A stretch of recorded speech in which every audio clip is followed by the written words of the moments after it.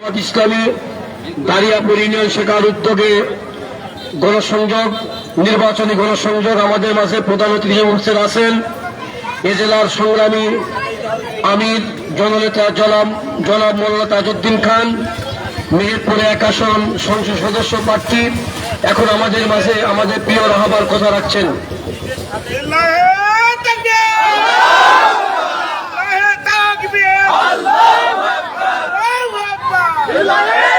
আসসালামু আলাইকুম।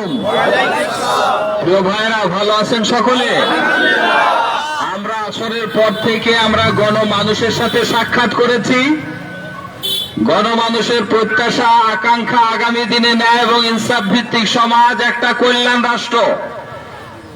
গত বছরে আমাদের মাঝ থেকে যে সমস্ত ছেলেরা প্রাণ দিয়েছে তাদের আকাঙ্ক্ষা ছিল বৈষম্যহীন একটা বাংলাদেশ, প্রত্যেকটা মানুষ যাতে তাদের স্বাধিকার ফিরে পায়, তাদের অধিকার ফিরে পায়, প্রত্যেকটা মানুষ যাতে ইনসাফ ফিরে পায়।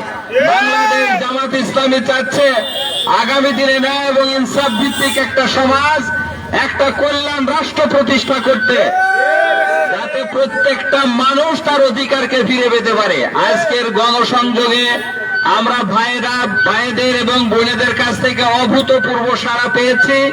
ইনশাআল্লাহ সকলের সহযোগিতায় প্রিয় বাংলাদেশকে সকলের উপযোগী করে আমরা গড়ে তুলব ইনশাআল্লাহ।